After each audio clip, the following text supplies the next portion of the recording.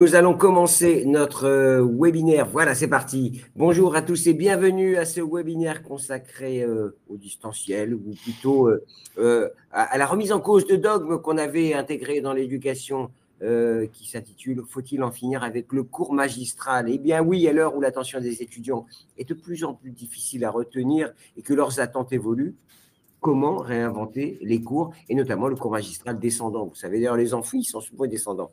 Alors, quels sont les outils pour créer l'amphi de demain? On parle beaucoup de classe inversée, de réalité virtuelle, l'usage des vidéos, bien entendu. Alors, les pistes sont extrêmement nombreuses et puis, comment dirais-je, les formats proposés aux étudiants pour renforcer leur engagement, évidemment, se sont développés et confortés dans tous les établissements, y compris les grandes universités.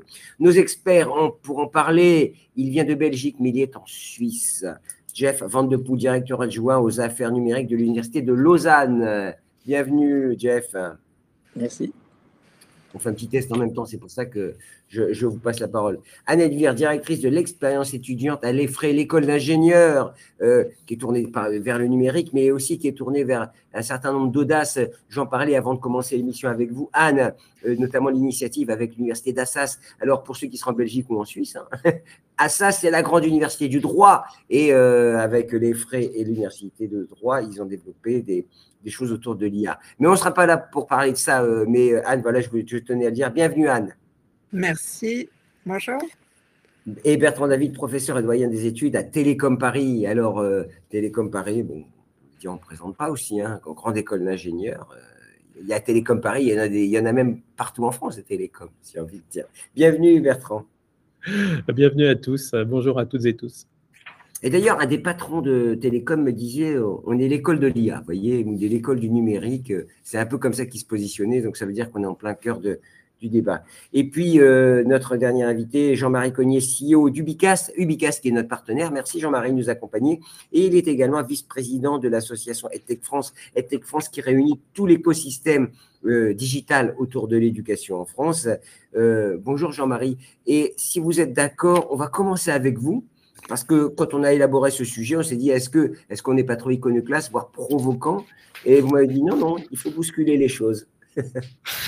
Effectivement, merci Gilbert. Bonjour à toutes, bonjour à tous. Donc je me présente, je suis Jean-Marie Cognier, je suis le cofondateur et le CEO de Ubicast, une EdTech qui va fêter ses 18 ans dans quelques mois, donc ça commence à faire. Et je suis une deuxième casquette puisque je suis vice-président de l'association EdTech France en charge de l'enseignement supérieur. Alors chez Ubicast, on édite une solution qui s'appelle Nudgis, qui est une plateforme vidéo privée à visée pédagogique. Et aujourd'hui, un peu plus d'1 million d'étudiants ont accès à notre solution via leur établissement, majoritairement en Europe. Alors, depuis 2020, on conduit une enquête sur les usages de la vidéo pédagogique dans l'enseignement supérieur. Et il y a une tendance qui nous a interpellés ces dernières années autour de la capsule vidéo, en fait une courte vidéo pédagogique.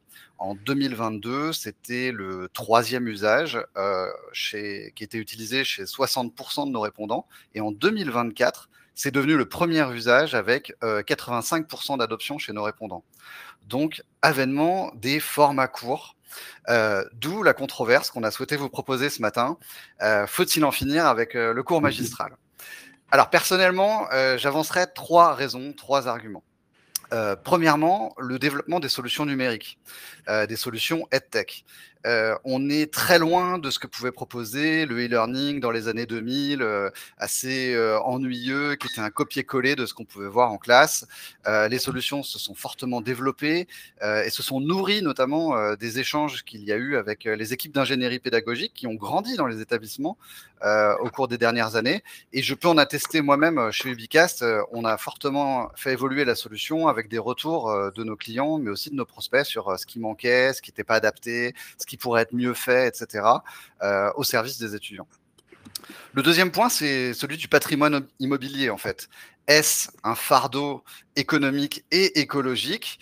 Je pose la question. Dans l'enseignement supérieur public, il y a un rapport du Sénat fin 2022 qui expliquait qu'un tiers du patrimoine immobilier était dans un état peu ou pas satisfaisant, et cela sans même parler de la sobriété énergétique de ces mêmes bâtiments.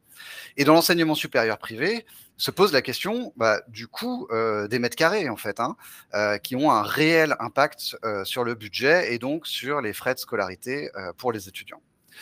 Le troisième point, et qui est non des moindres d'ailleurs, c'est les questions d'inclusion, d'accessibilité et de flexibilité. Est-ce que vous pouvez, dans un amphithéâtre de plusieurs centaines d'étudiants, mettre le prof en pause pour finir votre prise de notes? Non, vous ne pouvez pas. Est-ce que, dans un amphithéâtre, en présentiel, vous pouvez faire rembobiner le prof de 10 secondes pour pouvoir répéter ce qu'il a dit et mieux intégrer un contexte, enfin un concept complexe? On ne peut pas. Est-ce que dans un amphithéâtre, si on est mal positionné, on est au fond, on voit mal, on entend mal, au pire, on est un étudiant 10, est-ce qu'on peut faire afficher des sous-titres au-dessus de la tête du prof ou en dessous, dans une langue ou dans une autre? Non, on ne peut pas. Donc toutes ces questions nous font poser ce thème ce matin. Est-ce que le cours magistral, en tout cas dans le transfert des savoir-faire fondamentaux, ne serait pas plus efficace en ligne où chacun pourrait apprendre à son rythme, selon son style d'apprentissage, avant de mettre en pratique dans des plus petits groupes lors de TP ou de TD? Eh bien, dis donc, et quand Jean-Marie vous posez ses bases, on a envie de dire, voilà, c'est plié, le game. Justement, c'est là que les contre-arguments vont arriver et nous sommes tout à l'écoute. Alors, pardonnez-moi, je vais commencer par notre invité de Lausanne, Jeff, parce qu'on m'a dit, vous êtes une star dans le milieu de l'enseignement à distance et j'ai envie d'avoir c'est notre directeur de la rédaction qui m'a dit quelle chance d'avoir Jeff. Ça ne veut pas dire que ce n'est pas une chance d'avoir Bertrand et Anne. Je dis simplement que vous avez pas mal réfléchi également sur ces sujets. Et quand on a préparé cette émission, vous nous parliez de la cérémonie du cours magistral quasiment messianique. Alors, dites-nous, qu'est-ce que ça vous inspire, ce que vient de dire Jean-Marie? Je pense que la réflexion, il est en effet tendance à la poser parce qu'en effet, garder des étudiants qui sont relativement passifs dans un amphi, ça leur déplaît pas. Il faut se dire aussi que côté étudiant, ça leur déplaît pas vraiment du coup de pas être systématiquement mobilisés. Par contre, si on envisage un peu la notion d'apprentissage au sens strict du terme, il y a plusieurs niveaux de maîtrise des compétences et quelque part, quand on est en position de réception d'une information dans un amphi, c'est clair qu'on n'est pas dans des paradigmes d'apprentissage extrêmement élevés et qui vont en profondeur. Et donc, moi, j'ai envie de dire que la question, elle se pose aussi en imaginant qu'est-ce qu'un cours. Un cours, c'est des objectifs pédagogiques, c'est des moments de rencontre avec l'enseignant, c'est des activités variées à proposer pour que justement nos étudiants aillent en profondeur dans les apprentissages. Et ça, on voit typiquement que dans un cours strictement magistral, on va toucher, à part le paradigme de la réception, on ne va pas toucher grand-chose. Et donc la question qu'il faut se poser, c'est justement, est-ce que le cours présentiel magistral est le seul moment où, quelque part, il y a de l'apprentissage? Ce n'est pas le cas. Et donc il faut aussi imaginer comment rendre le cours magistral complémentaire à des ressources à disponibilité en ligne par nos étudiants. Et donc, à Lausanne, par exemple, on envisage l'usage du numérique comme une amélioration du présentiel, un enrichissement du présentiel. Et donc, j'aimerais qu'on discute plutôt de ça aussi en se disant, en effet, pour des parties un peu transmissives, est-ce que l'étudiant ne peut pas se préparer au préalable, regarder des courtes vidéos qui sont faites par le prof, et du coup, quand il est en amphi, utiliser des systèmes comme Booklab ou autres pour être plus interactif, travailler en diade ou en triade. On peut faire travailler des étudiants à 3 dans un amphi de 400, ce n'est pas impossible. Et donc, c'est plutôt cette question de quelle est la place de la rencontre avec l'enseignant dans l'ensemble de l'écologie du cours, y compris les activités en ligne, et faire que ces moments de rencontre du prof qui est extrêmement important. J'aime bien cette solennité de l'amphi où on est tous ensemble. Alors je faisais la métaphore quand on préparait ça de la messe et toute forme de religion, on aime bien se regrouper ensemble, et voilà, ça fait partie de notre culture aussi. Et donc voilà, cette question, c'est qu'est-ce qu'on fait quand on rencontre nos étudiants? Donc le présentiel reste hyper important, même si c'est des grands groupes, mais alors peut-être en effet allons vers des paradigmes d'apprentissage plus compliqués. Voilà, je vous avais dit, il fallait commencer avec Jeff. Anne, qu'est-ce que vous en pensez?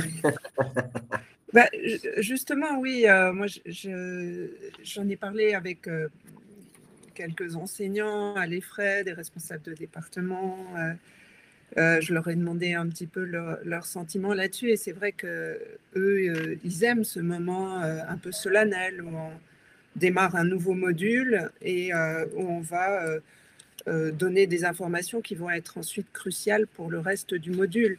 Et je suis d'accord également avec Jean-Marie sur le fait qu'il faut varier les formats, c'est-à-dire que le cours magistral, il a sa place, mais ensuite on varie les formats. on se rend compte que les étudiants, il faut capter leur attention en permanence, il faut les intéresser par des changements de rythme, des changements de La gamification, format. on parle même de gamification quand on parle Oui, de voilà. Alors, qu'est-ce qu'on fait? On va faire un petit QCM sur Ooclap, on va tout d'un coup leur demander d'utiliser. Là, j'ai un enseignant qui me racontait qu'il avait fait fabriquer des éléments au Fab Lab de l'Effray pour représenter la physique, l'électronique. Donc, tout d'un coup, hop, on s'arrête et puis on va toucher des pièces et puis essayer de les assembler comme ça par petits groupes. Voilà, il faut toujours peut-être ponctuer d'une vidéo. On peut très bien mettre une vidéo aussi. Et puis, le moment le plus important dans le début d'un module, c'est vraiment d'énoncer les règles du jeu. Et par exemple, de dire que pendant le cours magistral, il y a des choses qui seront dites et qui seront questionnées dans l'évaluation. Donc, ça oblige les étudiants à être attentifs, à prendre des notes et tout ça, parce que d'un point de vue… Oui. Non, je vous laisse finir, pardon. D'un point de vue pédagogique, un cours magistral, c'est évidemment pour délivrer du fond, mais aussi dans la forme, c'est d'apprendre aux étudiants à être attentifs plus de 3 secondes, à prendre des notes, à formuler un feedback, à formuler des questions devant un auditoire, donc à parler aussi en public. Toutes ces choses-là, c'est important et on ne les a pas ailleurs que dans un amphi. Oui. Bertrand, est-ce qu'on peut vous rembobiner, vous ça vous plairait? Il y a beaucoup de choses très intéressantes qui ont été dites. Je trouve que… Alors, sur la question, parce qu'en fait, c'était un peu aussi le point de départ de se dire, est-ce que la question… alors, moi, j'aime bien les raisonnements limites, donc je trouve que la question posée un peu tranchante, un peu provocante, c'est très bien de partir comme ça pour se donner une idée du débat. Et en fait, oui, elle a quand même énormément de sens dans la mesure où il y a quand même des gens dans la société qui apprennent autrement qu'en venant dans des écoles, autrement qu'en venant en cours. Donc, je trouve que ça a permis quand même à des gens d'accéder au savoir, par le numérique notamment, du coup, sans venir dans des cours magistraux. Mais après, la question, ce n'est pas forcément le distanciel versus le présentiel. C'était le cours magistral versus autre chose. Et ça, je trouve que c'est vraiment la bonne question. Alors, quand je la pose, moi, autour de moi, de manière aussi provocante, j'ai beaucoup de retours pour me dire, mais bien sûr qu'il faut continuer. Alors, pourquoi est-ce qu'il faut continuer ? On a évoqué l'aspect un peu socialisation. Bon, la messe, c'est peut-être un peu trop… voilà, il y a déjà un fort parti pris, mais bon, il y a peut-être un côté… C'est Jeff qui l'a dit. Initiative dans le cours magistral. Mais de là à en faire un mode aussi, je dirais, généralisé, parce qu'il faut quand même se dire que, en tout cas dans nos écoles, je ne sais pas comment c'est à l'Effray, on a commencé des choses sur l'initiative pédagogique. Moi, j'en ai fait beaucoup côté apprentissage actif, de la classe inversée, justement à base de capsules, mais reste que quand même le cours magistral a encore des beaux jours devant lui. D'ailleurs, Bertrand, quand on parlait, vous me disiez qu'il y en a une période, le Covid, les gens voulaient revenir. Après absolument. cette période. C'était le sens, effectivement, sur distanciel versus présentiel. On a dit les gens… c'est pas le même débat, parce que pour moi, c'est très clair qu'après le Covid, les gens, ils avaient envie de revenir en présentiel, élèves comme enseignants, pour une raison d'engagement, essentiellement. D'engagement dans les apprentissages, c'est-à-dire quand est-ce qu'on apprend bien, si apprendre c'est douloureux, si c'est painful, tout ça, on met un temps fou à apprendre, voilà, tout le monde est embêté. Donc le fait d'avoir quelqu'un en cours magistral qui vient raconter une très belle histoire, alors ça a ses limites d'être le storyteller, parce qu'il faut que ce soit un bon storyteller, mais ça permet d'engager les gens sur un tremplin. Donc socialisation, raconter l'histoire et donc engagement dans les enseignements. Maintenant, si on prend l'autre partie de la question qui est vraiment sur le cours magistral, je pense qu'il faut vraiment essayer d'autres choses. Le cours magistral est un des moyens qu'on a dans un arsenal de techniques possibles. On a parlé classe inversée, on a parlé capsule, il y en a plein d'autres. Donc, on peut le rendre plus interactif pourquoi pas, mais on peut aussi se dire où est sa place dans la structure de l'ingénierie pédagogique.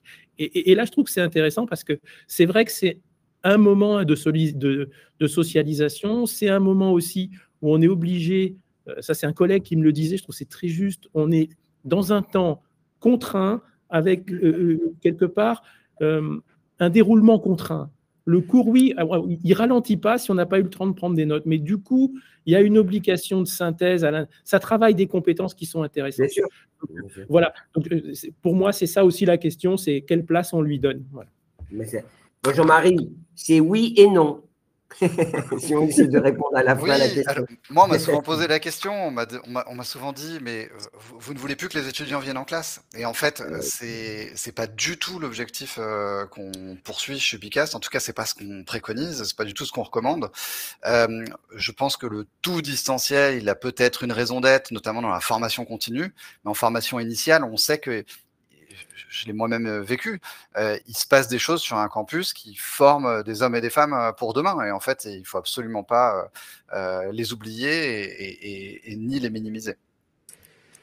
Ouais, donc on se rend compte que le présentiel est important. D'ailleurs, ce que je retiens de nos échanges pour préparer, vous allez me dire comment vous faites dans vos établissements, c'est qu'il faut du cours magistral du cours magistral augmenté. Voilà. C'est du cours à l'ancienne augmenté et du cours traditionnel. Alors, on va commencer notre petit tour. Jeff, comment ça se passe chez vous? Parce que quand je dis ça, c'est qu'il faut un peu articuler entre les deux contraintes, c'est-à-dire la sociabilisation et en même temps de la tech. Alors, nous, on a mis en place pendant le Covid, justement, un équipement de salle avec Jean-Marie, justement, pour je vais dire plus ou moins 8 ans de salle. Pour 8 ans, c'est 80. Et en fait, ça nous amène à un élément important parce que l'enseignement, il est chronologiquement, systématiquement organisé dans un continuum assez déterminé. Mais l'enregistrement de cours, typiquement, c'est quelque chose qui ne coûte pas trop en termes de temps à l'enseignant puisqu'il prépare sa leçon, elle est enregistrée. Par contre, pour l'étudiant, ça crée un élément important, c'est quand il a besoin de se rappeler d'un élément, il peut y avoir accès directement.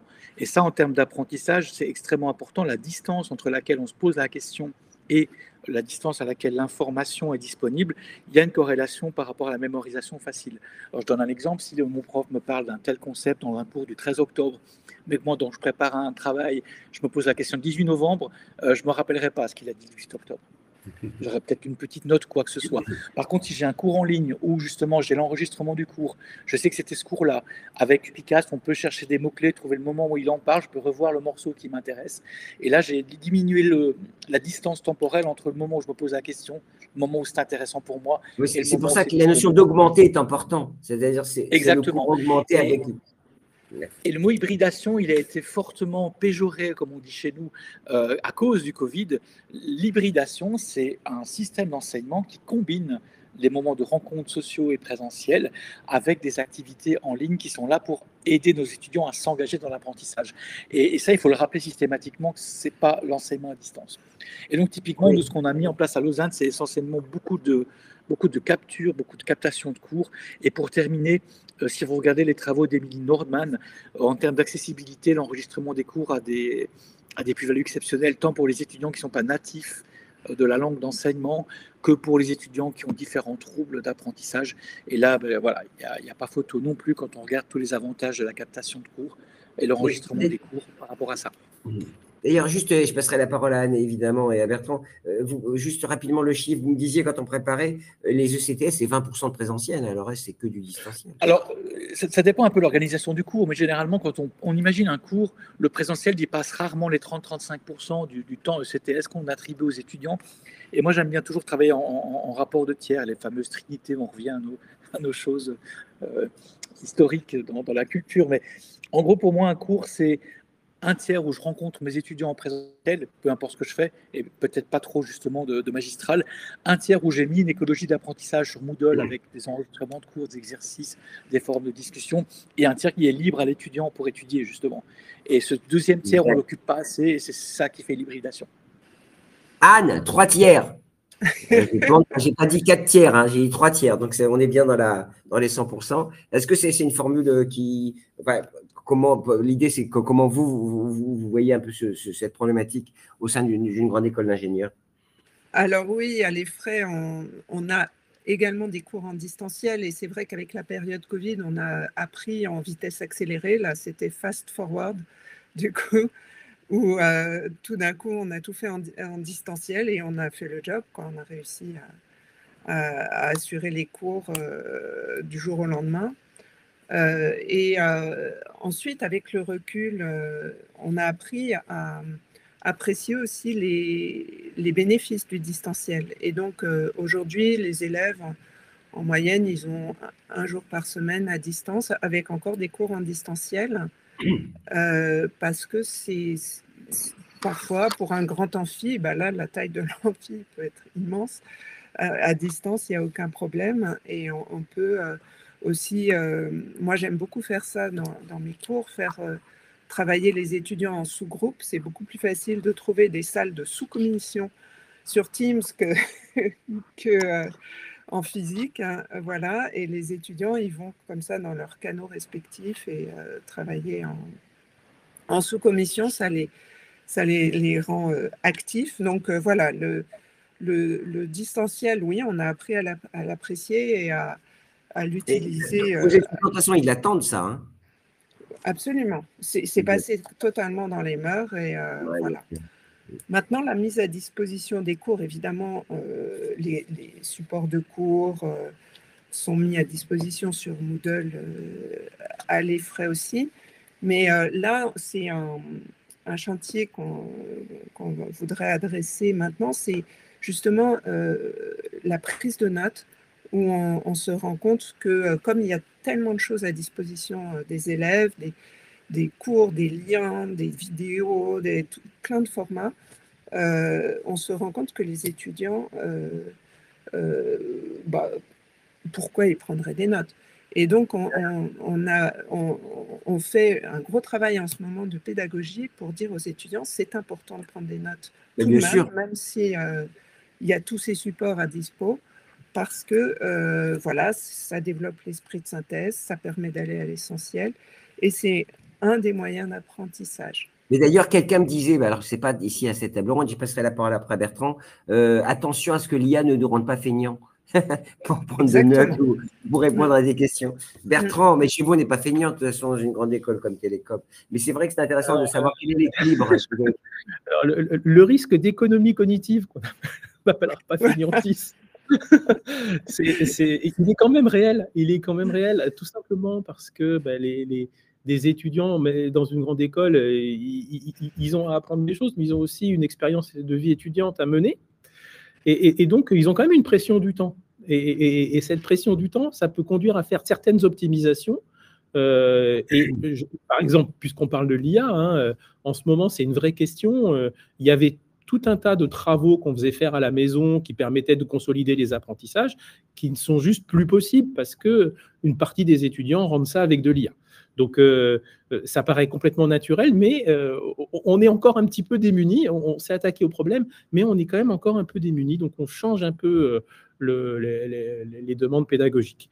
Voilà, donc ça, c'était un peu ma réaction sur le côté économie cognitive. J'avais une question pour Jeff, ce qui m'intéressera, c'est sur parce qu'on a fait la même chose, nous, durant le Covid, sur le côté, on avait enregistrement possible, complètement automatisé, mais on avait des retours d'enseignants un peu, qui étaient un petit peu contre, parce que diffuser leurs cours sans avoir finalisé complètement le produit, voilà, ils n'étaient pas très très chauds pour tout dire. Et puis donc du coup c'est très intéressant de savoir comment c'était traité à Lausanne. Et moi j'ai une autre réflexion par rapport à ce qu'a dit Jean-Marie au début sur les capsules. Moi qui ai beaucoup pratiqué la classe inversée avec des capsules, l'avantage de la capsule qu'on a nous-mêmes mis en scène et produite, c'est qu'on gagne un facteur 3 à peu près sur la durée d'un cours. Moi, c'est l'ordre de grandeur. C'est intéressant. Et c'est intéressant parce que ça permet de gagner du temps dans la classe. C'est-à-dire, au lieu de faire un cours De 2 heures, on fait un cours de 20 minutes et après, on peut travailler sur autre chose.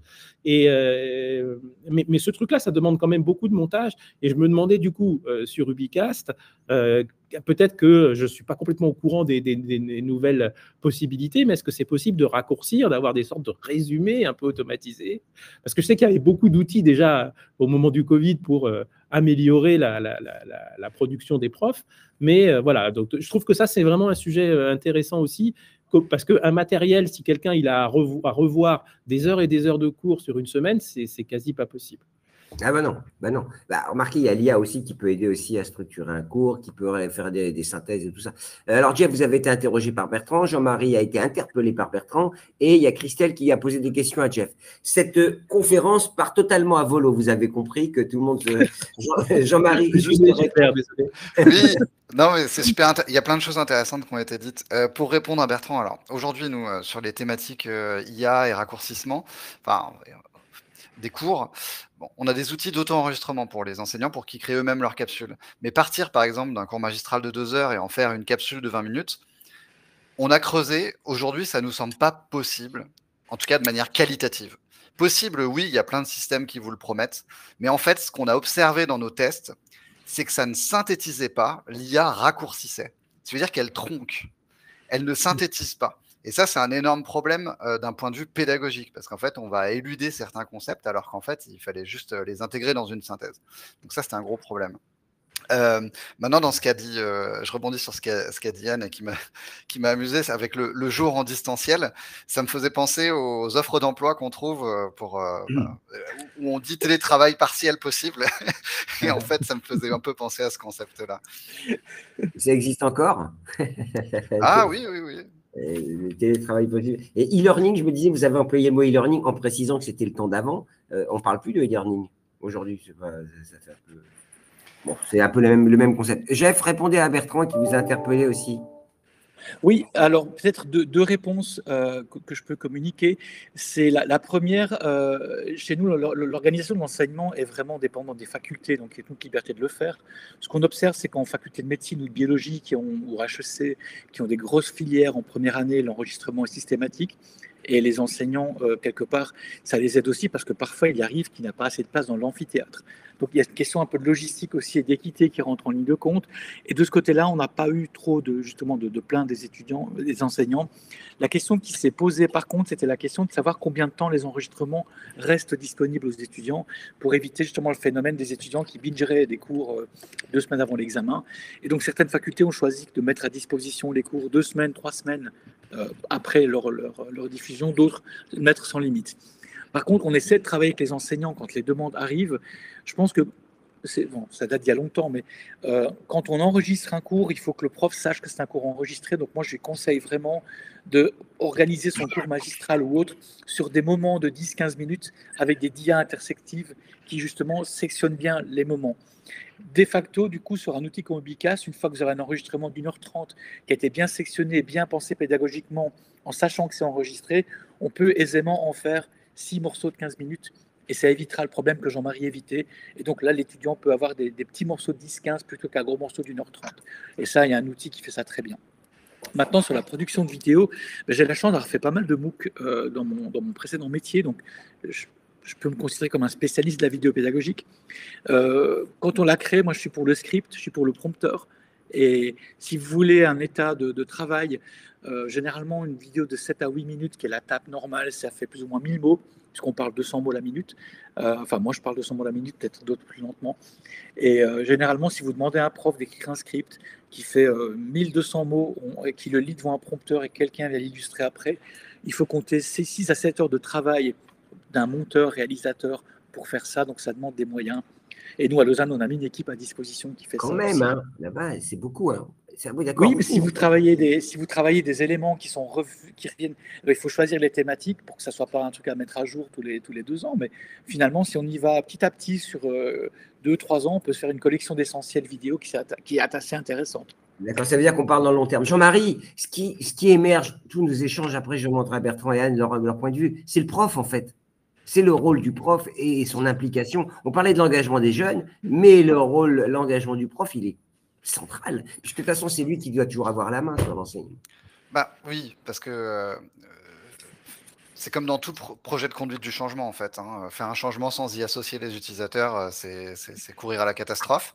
Effectivement, il faut emmener les enseignants avec soi dans ces changements, les associer. Donc, ça rejoint ce que disait Jeff, c'est-à-dire on n'enregistre pas, même si on enregistre de manière automatique, il faut au moins que l'enseignant soit au courant. Moi, ce que je vois dans la plupart des établissements où on enregistre les cours qui sont donnés en présentiel, souvent la politique, c'est de laisser la main à l'enseignant quand même. Il a un petit bouton sur la chaire pour démarrer ou arrêter l'enregistrement.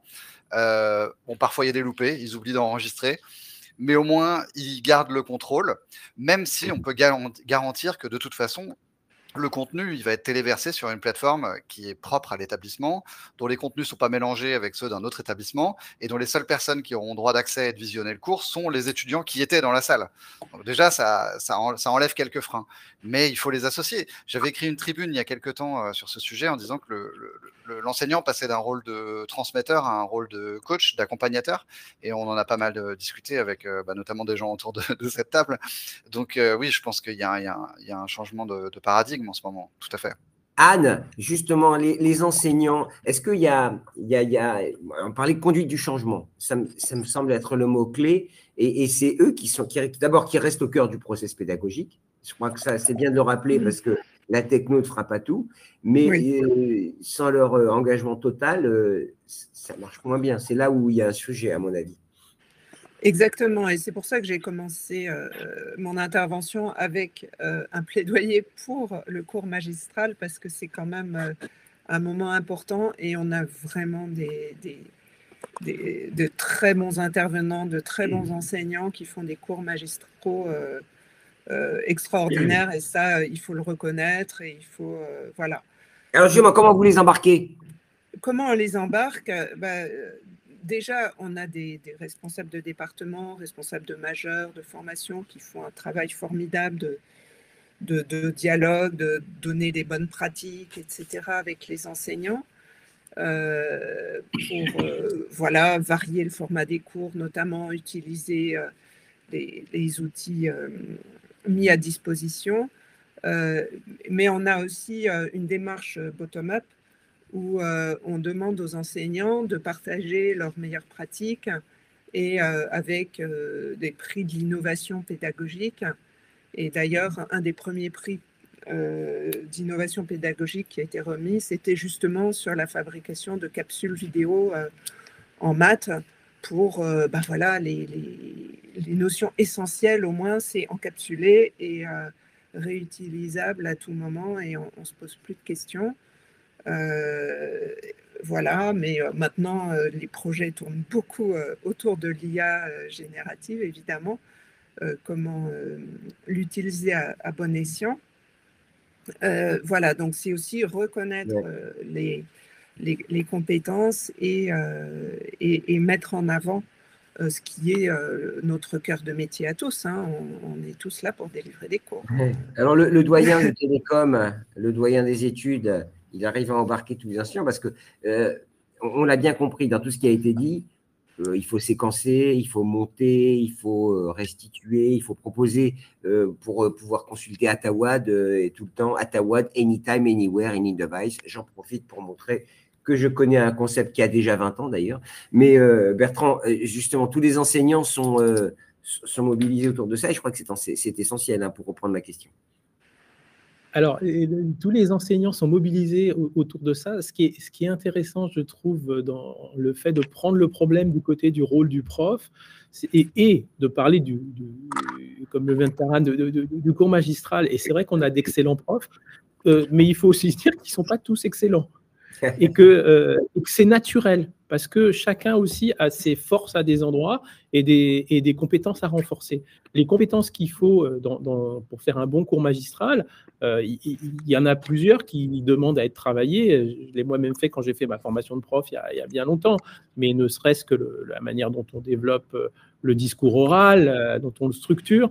Et puis, pour moi, il y a quelque chose du coup on fait passer quand ça marche très très bien, et c'est pour ça qu'on a aussi des gens qui peuvent être très passionnants. C'est le partage d'une expérience. C'est-à-dire, pour moi, il y a l'activité sociale en amphi, c'est une activité de socialisation, mais avec quelqu'un qui ne fait pas que transmettre des connaissances, il délivre aussi sa manière à lui d'avoir lu le savoir, de l'avoir structuré, et ça, c'est une expérience humaine. Et donc, ça aide quand même pour apprendre, hein, quand on partage avec quelqu'un une expérience humaine. Donc, ce côté-là, si c'est travaillé, je trouve que ça vaut beaucoup le coup. Je trouve que notre discussion, c'est très intéressant, on se rend bien compte que là où peut-être le modèle court, peut-être TDTP, exercice, enfin voilà, c'est quelque chose qui était très, très, très généralisé, mais qu'on est quand même dans un monde où il y a beaucoup plus de voies d'apprendre que ce qu'il y avait au moment où toutes ces choses-là se sont mises en place. Et pour moi, ça engage une autre réflexion, c'est que le rôle du prof, on a parlé du coach, mais on pourrait parler du médiateur, on pourrait parler du metteur en scène, on pourrait parler du scénariste, enfin, il y a plein de rôles que le prof avait peut-être un petit peu moins avant et que maintenant, il a un peu besoin de travailler. Et ça veut dire qu'il faut offrir aussi aux enseignants la possibilité de se former sur tous ces rôles en fonction de leur goût. Donc ça, c'est un peu l'hypothèse qu'on a pris à Télécom, d'essayer de lancer une grosse initiative sur la formation des enseignants, notamment des jeunes qui arrivent et qui sont confrontés directement à cet univers très riche en termes de, je dirais, modalités d'apprentissage des étudiants. Et ça, je finirai juste par cette petite anecdote. Un jour, en discutant avec les étudiants, je me suis rendu compte qu'au lieu de lire le poly, d'aller au cours, ils avaient utilisé des capsules d'une compagnie que je ne nommerai pas, mais qui n'était pas Télécom Paris, et ils utilisaient ça pour réviser les contrôles, quoi. Donc, en fait, voilà. Ça, c'est moche, hein. La question, c'est moche. Ils utilisent les moyens qu'ils ont à leur disposition. Mais vous avez raison. Vous avez tellement raison. Et Jean-Marie, ce qui est important, ce que je retiens de tout ça, c'est que, alors on est en plein festival de Cannes, hein, c'est peut-être pour ça que j'ai été inspiré, c'est la scénarisation. C'est-à-dire que tout maintenant doit être vu à la lueur de cette histoire, ce storytelling. On ne peut pas venir avec un paquet de feuilles qu'on délivre, il faut quand même séquencer et scénariser. Complètement, et que ce soit en ligne ou en présentiel. Je pense que les témoignages nous l'ont montré. En ligne, il faut que ça aille vite, et il faut que ce soit captivant, mais c'est la même chose en présentiel, et c'était le cœur de nos échanges, y compris lors de notre préparation. Donc, ouais, effectivement. Et là, les IA peuvent aider, hein, pour scripter. Jeff parlait de scripter ses vidéos, d'utiliser le prompteur, et là elles sont plutôt bonnes pour ça, les IA. Chez nous, on a intégré un des voisins de Télécom, on a intégré Aristote, qui est l'IA développée par Central Supélec. On discute, on n'y est pas encore, elle fait d'autres choses aujourd'hui, elle chapitre, elle fait une description de la vidéo, elle crée des quiz. Peut-être que bientôt, elle pourra, à partir d'une vidéo, fabriquer un script pour que l'enseignant puisse s'auto-enregistrer par la suite. Ouais, ça va bouger. Déjà, les enseignants me disent beaucoup qu'ils ont déjà beaucoup progressé, puisque le temps disponible pour faire les quiz, par exemple, eh bien, ça passe par l'IA qui peut faire des quiz à partir d'un contenu. Et ça, c'est du temps disponible qui est mis pour les étudiants. Et ça, c'est du bonus, si je puis dire. Moi, il y a une question, vous le savez, vous n'y échapperez pas, Jean-Marie, que je pose à chaque fois, c'est est-ce que c'est cher? Est-ce que ça impose des investissements importants? Vous répondrez tout à l'heure, Jean-Marie. Jeff, est-ce que il faut se mettre en position de devoir investir massivement ou raisonnablement pour aller vers ces nouveaux usages? Je pense qu'on peut produire avec différents moyens. Comme on l'a dit, la scénarisation, elle est importante. Une fois que j'ai une vidéo bien scénarisée, je peux m'enregistrer avec mon PowerPoint, me sonoriser, et je vais vers une vidéo qui est pédagogiquement correcte, même si elle n'aura peut-être pas l'attrait d'une vidéo faite par un professionnel. Et au niveau des équipements des salles, c'est un peu la même chose. On a des systèmes qui sont assez établis, qui tiennent le coup quelques belles années. Donc je pense que si on veut se lancer là-dedans, il faut plutôt identifier les grandes salles de cours et faire un plan sur 2, 3, 4, 5 ans pour les équiper au fur et à mesure. Et en même temps, justement, préparer l'enseignant à ce changement un petit peu de paradigme en les formant et en les amenant justement à mieux scénariser un cours, en imaginant par exemple qu'ils l'ont enregistré, mais surtout aussi accompagner les enseignants dans l'interactivité qu'ils peuvent mettre dans leur cours.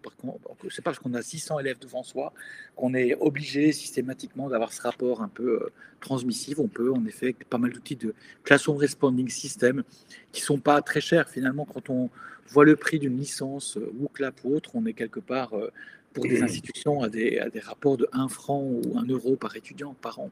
1 franc, mais Finalement, qu'on n'a pas utilisé le mot franc depuis 20 ans, Jeff, en oui, France. mais en Suisse, on est sur les francs, donc voilà. Ah oui, c'est vrai, bien sûr. Oui, Un sou, voilà. pendant que vous y êtes, un sou. Un sou, ouais, voilà. Donc je pense il faut imaginer un plan. On ne change pas de paradigme comme ça sur 2 mois. Donc bon, le Covid, il a accéléré les choses, mais peut-être trop vite les mauvaises réflexions. Donc c'est se donner un plan de 4, 5, 6 ans et puis planifier avec de l'équipement, de la formation de profs et de se dire que voilà, on vise quelque chose qui sera disponible dans 5 ans en optimisant un maximum les coûts et je pense qu'on s'en sort bien. Ouais, Anne et Bertrand, moi ce que je constate, moi j'ai fait beaucoup de télé et je sais qu'une caméra achetée un jour, il y aura une plus performante 6 mois après. Les connexions, elles évoluent, donc les usages aussi. Donc c'est compliqué d'investir, Bertrand, Anne, sur du matériel et pourtant c'est indispensable. Alors, sur le matériel, moi, il y a une petite réflexion que je me suis faite parce qu'au moment du Covid, je pense qu'on a tous fait ça. Enfin, on a tous été tellement obligés de partir vite, voilà. Donc, on a équipé pas mal de salles en hybride. Et honnêtement, je trouve que ça marche très bien. Enfin, c'est quand même très robuste, ça continue de fonctionner. C'est pas autant utilisé que ce qu'on souhaiterait. Et il y a pour moi 2 raisons. D'abord, il faut que ce soit extrêmement fluide au niveau de la mise en route. Ah bah oui. Et on le voit. Alors là, les intervenants intérieurs et les externes. Si un externe arrive et qu'il n'a pas tout de suite le truc, ça veut dire que quelque part, il y a un manque de fluidité. Et la deuxième chose, c'est vraiment l'audio. Moi, je pense que l'audio, c'est vraiment le nerf de faire un bon hybride, tout simplement parce que la classe en hybride, elle devient interactive que quand les gens en salle entendent ceux qui sont à distance et réciproquement.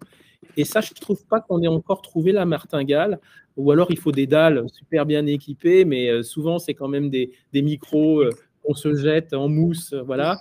Et voilà, curieusement, moi, je trouve que c'est là qu'on a un petit peu la limite, c'est que on sait avoir des publics distants et des publics présents dans la même classe, mais les faire interagir, ça, c'est plus compliqué.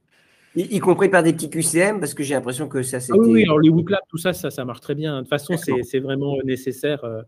Je pense que c'est un peu devenu l'incontournable du cours magistral. Le must-have. Oui, les gens savent qu'il faut faire des pauses, que ce soit à l'oral, que ce soit via du WooClap, que ce soit via d'autres choses. Bon, voilà. La plupart des enseignants, je pense, à l'école, nous, ils font des espèces de cours hybrides où ils vont mélanger du cours, une partie de démo, une partie où c'est l'étudiant qui travaille, et etc. Voilà, c'est des choses qui sont… c'est beaucoup plus rare d'avoir un cours magistral en entier sur 2 heures de temps. Anne, à l'IFRE, d'ailleurs, vous avez inauguré un nouveau campus, si j'ai bonne mémoire, dans une nouvelle ville. Est-ce que vous avez encore des amphis pour des cours magistraux, d'ailleurs? Oui, on en a. Oui, bien sûr. En effet, on a inauguré un campus à Bordeaux qui va s'agrandir d'ailleurs probablement très bientôt. On va ouvrir un 4e campus à Villejuif, juste en face du campus principal, parce qu'on a besoin de salles de cours supplémentaires et de salles de cours magistraux. Alors, vous êtes en plein investissement, c'est pour rebondir à ma question initiale, ça exige des investissements. Et comment vous avez conçu justement dans ces nouveaux, puisque vous avez sur des nouveaux projets? Alors oui, comme vous le mentionnez, on a équipé le campus principal surtout en salle hybride, on a même un studio vidéo. On a ensuite pris la panoplie des applis qui sont très utiles, type WooClap et Miro. Et maintenant, on est en train d'analyser les besoins pour tout ce qui est IA générative. Voilà, pour équiper les gens. Également, bon, les gens qui le veulent s'équipent déjà, évidemment, mais pour généraliser et améliorer les pratiques de ce côté-là. Mais là où on a investi aussi, et je voulais un petit peu en parler, c'est aussi dans tout ce qui est évaluation, parce que dans notre culture de l'écoute des étudiants, l'évaluation des enseignements, c'est quelque chose de clé.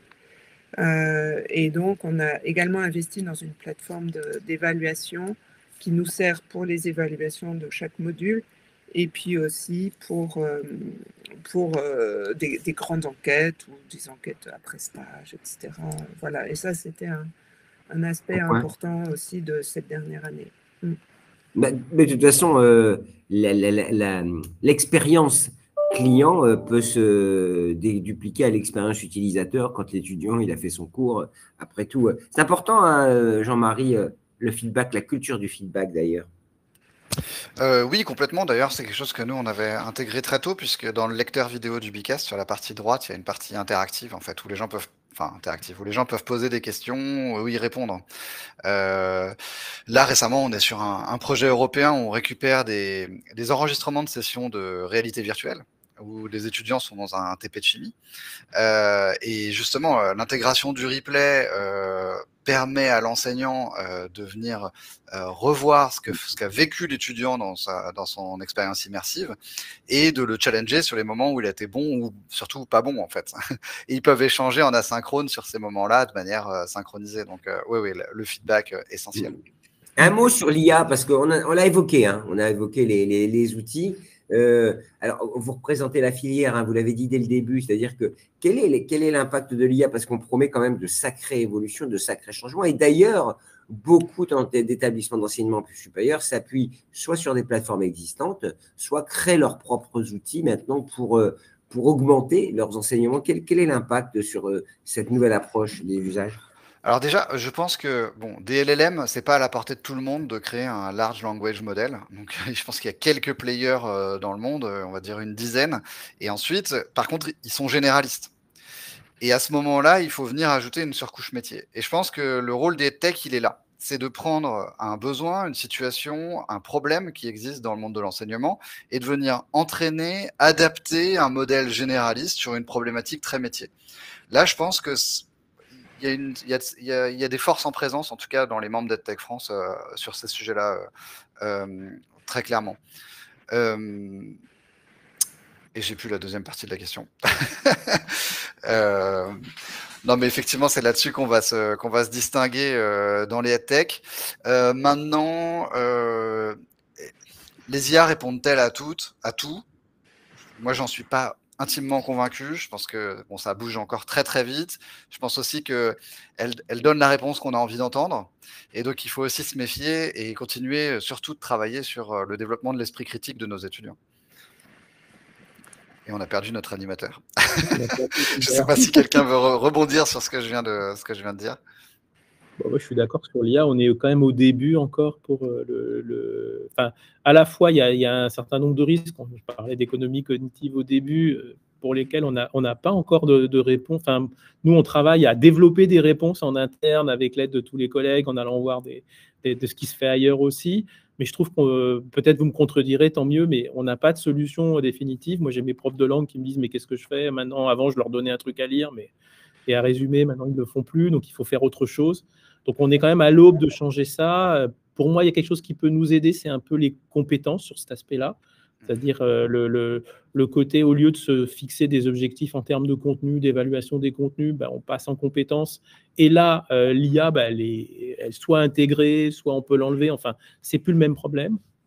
Et ensuite, moi, il y a un aspect qui m'intéresse dans la manière dont les choses progressent, c'est le côté adaptive learning qu'on peut avoir avec l'IA. L'IA, c'est quelqu'un à qui on peut poser une question qui va jamais se moquer de nous quelque part. Et ce truc-là, le fait d'enlever le regard de l'autre, je pense que c'est très utile pour beaucoup d'étudiants, surtout dans des. Alors, en Suisse et en Belgique, c'est peut-être un petit peu différent, mais Jeff me contredira peut-être. Mais en France, il y a quand même eu une culture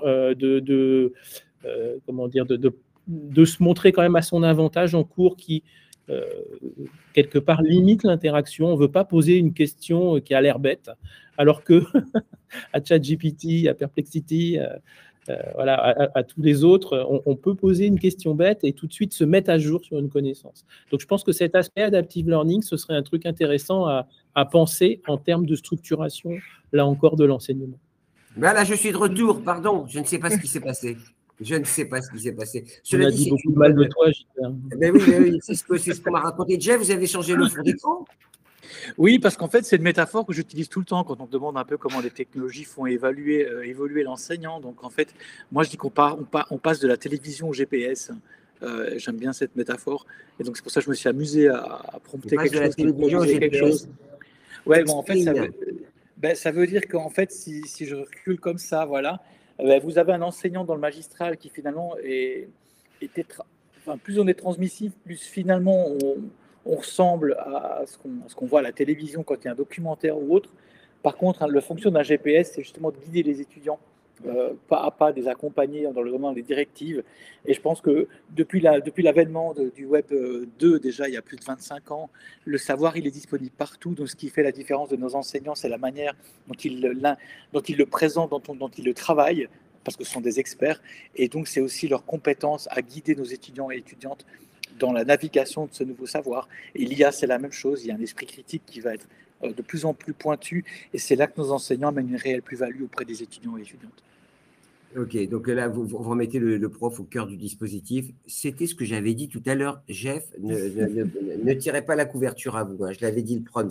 Donc, donc sur l'IA, on a fini parce que j'ai été coupé au moment où Bertrand et Jean-Marie. Oui, pardon. Anne n'a pas pu intervenir encore. Voilà, c'est bien ce qui me semblait. Ouais, merci Jean-Marie. Je t'en prie. Oui, je voulais réagir sur l'IA parce que moi-même, j'enseigne le design thinking et depuis quelques années maintenant, j'utilise l'IA générative comme étude de cas, en fait. Hein. C'est un terrain de jeu fantastique. Et donc, je demande aux étudiants de découvrir les nouveaux usages de l'IA. Et pour rebondir sur ce que vous disiez, Bertrand, c'est qu'au début, les étudiants, c'était vraiment utiliser l'IA pour la révision. Donc, avoir les meilleures interfaces pour réviser, pouvoir poser n'importe quelle question, avoir un contenu évidemment sécurisé pour ne pas recevoir n'importe quelle information en retour. Mais maintenant, j'ai même des projets sur apprendre de manière ludique, c'est-à-dire que l'IA va me donner des films ou des séries qui concernent ma matière, donc pour pouvoir apprendre tout en m'amusant. Des choses comme ça. Et puis, les projets se diversifient complètement. C'est aussi comment préparer les examens et faire un petit peu de méditation guidée par l'IA pour me calmer et être prêt pour les examens. Voilà, des choses comme non, mais ça. c'est vrai que je faisais récemment un webinaire sur les langues qui sont vraiment l'exemple et qui incarnent bien ce que l'apport de l'IA qui peut vous dire, vous aimez le sport, on va vous faire voir un match commenté en anglais de foot, hein. Alors vous savez que j'aime le foot, ça n'intéresse personne, mais je vous le dis, et ça permet de travailler son anglais, évidemment, avec des commentaires en anglais, et l'IA peut aller sur, comme disait Dominique Volton, le chercheur au CNRS, la solitude de ses préférences, mais c'est pas grave, on n'est pas là pour faire de la philo, quoique avec Jeff, on n'est pas loin, souvent, et un enseignant me disait que la philo aide beaucoup quand on a recours à l'IA. Juste, Bertrand, Anne, Jeff, est-ce qu'il y a des risques si on oublie un peu, on se met en dépendance de la tech.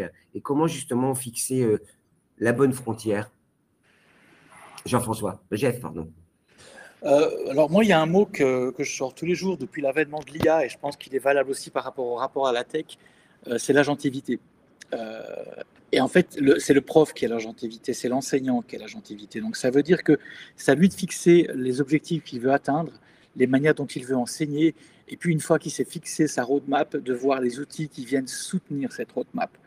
Si je fais le parallèle avec l'usage actuel de l'IA, tous les usages IA, ils sont imposés par les GAFAM. En fait, ils nous disent comment ils veulent qu'on utilise l'IA, qu'est-ce que c'est capable de faire. Et on est en train de courir derrière cette caravane, alors qu'en fait, il faut qu'on s'assoie autour d'une table avec les enseignants et enseignantes et qu'on se dise, OK, dans l'enseignement supérieur, en quoi l'IA est utile, et qu'on fasse cette roadmap de ce qu'on veut qu'elle fasse, et qu'on s'assoie et qu'on voit à ce moment-là comment on va diriger le développement des IA pour suivre notre modèle. Et je pense que c'est tout le temps ça, c'est l'enseignant au centre, la volonté pédagogique au centre. Et encore une fois, c'est pas parce que je mets un forum que soudain ma classe va discuter ensemble. Je vais devoir trouver un scénario qui va les motiver à le faire. Et donc, quelque part, les outils ne restent que des instruments de notre design pédagogique. Anne? Oui, les risques des nouvelles technologies et notamment de l'IA, c'est vraiment quelque chose au cœur des réflexions de l'école où on a des formations pour tous les enseignants, pour tout le staff sur l'utilisation de l'IA générative. Donc très tôt, on a été sensibilisé à l'utilisation.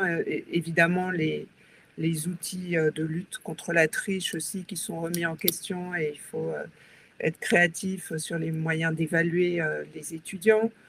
D'ailleurs, j'ai eu à faire des focus group auprès des étudiants sur comment lutter contre la triche, parce que c'est eux les mieux placés pour nous en parler. Voilà. On voit que c'est... Et ils balancent un peu ou pas quand ils parlent de la triche? Bah, dans la mesure où eux-mêmes veulent être évalués de manière juste et équitable, oui, évidemment qu'ils vont dire bah ça, c'est pas normal. C'est pas faux. Voilà, bon, cela dit, un prof me disait que maintenant, pour évaluer, ils font tout pour, à l'oral ou en salle d'examen un peu circonstanciée pour pas justement avoir cet outil, cette béquille en permanence, parce que l'IA est un sujet. Quoi. Voilà. Ouais. Et donc, développer l'esprit critique, je l'ai entendu dire plusieurs fois, et oui, c'est évidemment pour ça qu'on a un volume non négligeable de cours en sciences humaines et communication, et que ça va continuer, et que tout ce qui est vie étudiante, vie associative, ça a énormément d'importance parce que ça apprend à être actif et pas seulement apprenant. Voilà, c'est tout cet écosystème, en fait. Bertrand, même question pour vous. Oui, moi j'aime beaucoup tout ce qui a été dit.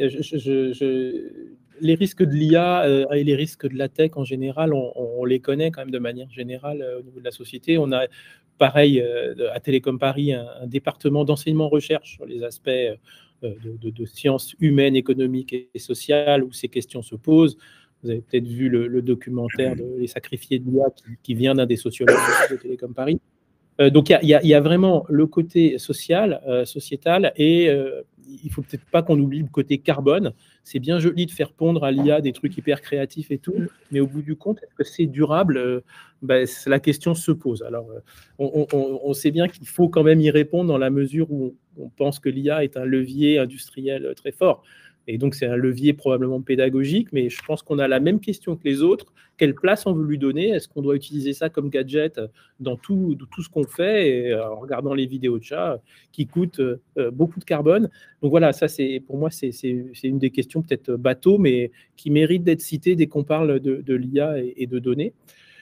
Sur le côté tech, on a parlé de l'aspect socialisation du cours magistral, mais réciproquement, le côté numérique, il y a une tendance à l'isolement. Alors, qui peut être très bien, hein, on l'a vu, ça individualise les parcours d'apprenants, ça permet peut-être l'adaptive learning, mais réciproquement, ça met les gens quand même dans des silos. Et donc, c'est pour ça que je suis très d'accord avec ce qu'a dit Anne sur la complémentarité avec les activités sociales. On sait que ça, surtout dans une période où on a vu quand même beaucoup monter les problèmes, j'imagine que c'est le cas un peu partagé suite au Covid, les problèmes un peu psychiques de certains étudiants. Hein, donc, on voit monter le nombre de consultations, etc. Donc, et je pense qu'il y a une attention à porter sur l'isolement qui peut résulter d'une pratique un peu intensive de l'outil numérique dans son coin. Voilà un petit peu les risques que moi je vois sur ça, outre tout ce qu'on connaît sur les hallucinations et compagnie, c'est-à-dire l'esprit critique et l'esprit scientifique, ils sortent renforcés, je dirais, par contraste, hein, quelque part. Posez vos questions à celles et ceux qui nous écoutent. On est une petite centaine depuis le début, hein, n'hésitez pas.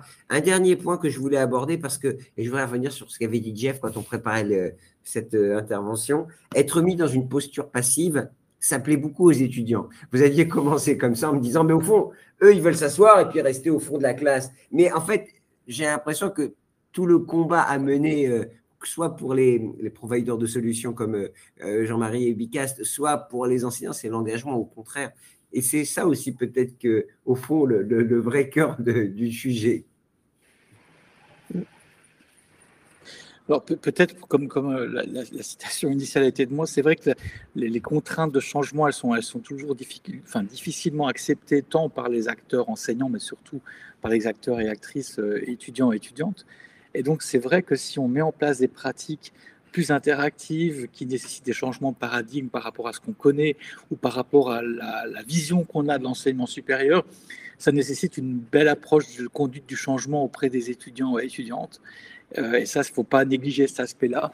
Et puis, on ne peut pas demander non plus à un étudiant qui suivrait 7 périodes de cours dans la journée d'enchaîner 7 cours magistraux où on va devoir lui demander, l'initier ou l'activer à tous les moments. Donc voilà. Imaginez si nous, on nous demande de suivre un colloque où dans chaque session de colloque ou de conférence, on nous interpelle à parler avec notre voisin, on répond à des questions, etc.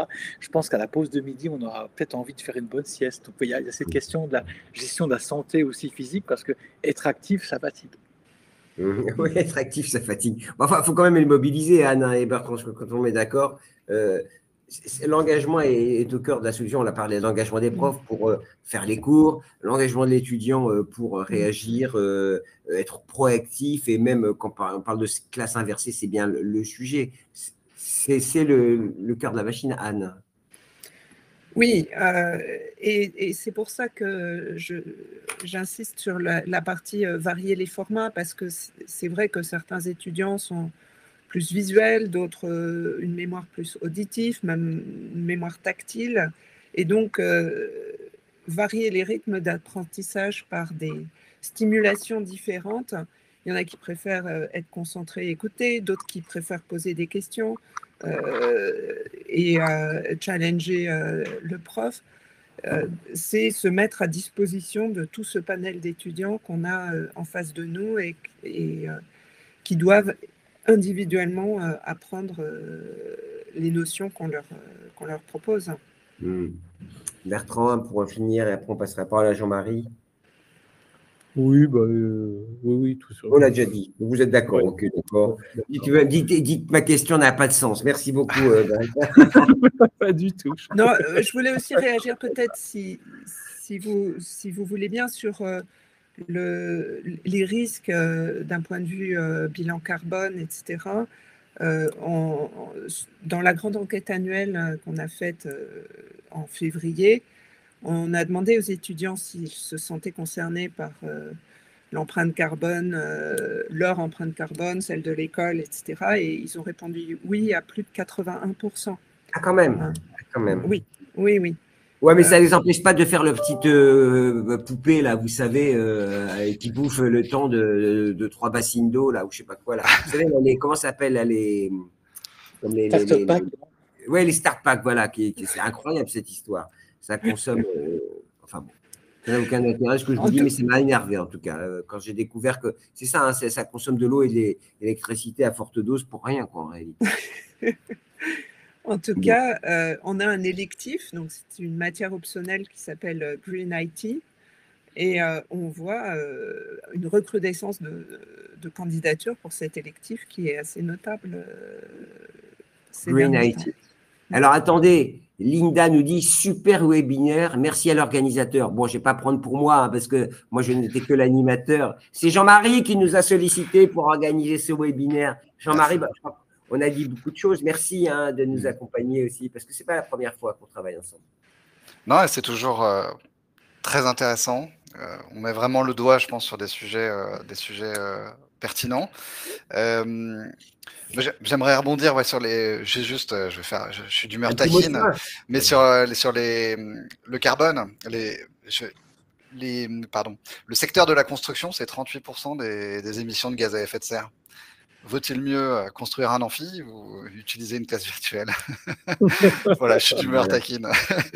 Non, mais sinon, du point de vue d'un éditeur, les risques et ce sur quoi je demande toujours aux gens d'être vigilants, c'est la sécurité des données, la propriété intellectuelle, puisque dans un établissement d'enseignement supérieur, il y a des contenus sensibles, il faut le dire, la propriété intellectuelle des enseignants. Et puis, en découle la réversibilité. Combien de fois j'ai vu des clients ou des prospects être coincés sur une solution parce que leur éditeur américain n'est pas très clean sur les principes qui sont normalement respecter la loi, hein, d'avoir une solution réversible et donc de pouvoir récupérer ces données sans altération. Donc voilà, ça c'est des petits risques sur lesquels j'essaie de faire un peu d'attirer D'autant plus l'attention. vrai que les enseignants qu'on a, c'est souvent des enseignants-chercheurs. Donc, s'il y a un assistant IA sur leur poste de travail, ça expose non seulement la partie enseignement, mais parfois aussi la partie recherche. Donc, l'aspect souveraineté, je suis vraiment complètement… Ouais, non, mais alors là, on repart pour 2 heures, là, Bertrand, là, si on commence à aborder ça… Prochain webinaire, on a fait un débat au Sénat sur la souveraineté, et notamment sur la publication des articles de recherche et la massification de la fraude avec l'IA. Donc, c'est un sujet qui est assez intéressant et qui est parfois un peu inquiétant. Super édifiant. Merci pour ce webinaire. Moi, c'est too much. Là, on se croit au Festival de Cannes. Je rappelle, hein, Jeff Van de Poel, vous êtes directeur aux affaires numériques à l'Université de Lausanne. On ira vous faire coucou. Anne, on ira vous faire coucou sur quel campus vous êtes, au fait, du coup, à l'Effray? Le campus de Villejuif. Bah oui, historique. C'est le campus historique. Voilà. Ouais. Bertrand à Télécom, vous êtes où, vous? À Palaiseau, sur le plateau. Ah oui, bien sûr. Bah oui, c'est ça. Ah oui, mais comme on parlait dans Le grand bâtiment jaune. Le grand bâtiment jaune. Le grand bâtiment jaune. Et Jean-Marie, bah, vous êtes partout. Hein. Vous êtes dans le cloud. Ouais, c'est ça. Mais basé à Paris, mais nous, on a du télétravail total dans l'équipe. Donc, j'ai 2/3 de l'équipe qui est partout en France. Donc, proche de vos campus. Merci beaucoup. C'était vraiment un super webinaire. Et puis, on remettra ça très vite, j'imagine. Je vous souhaite une très bonne fin de journée. Le replay sera disponible sur Campus Matin. Il y aura une synthèse qui sera également proposée pour tous nos lecteurs. Merci beaucoup et à très bientôt. Au revoir. À bientôt. Merci Au revoir. Au revoir. Merci.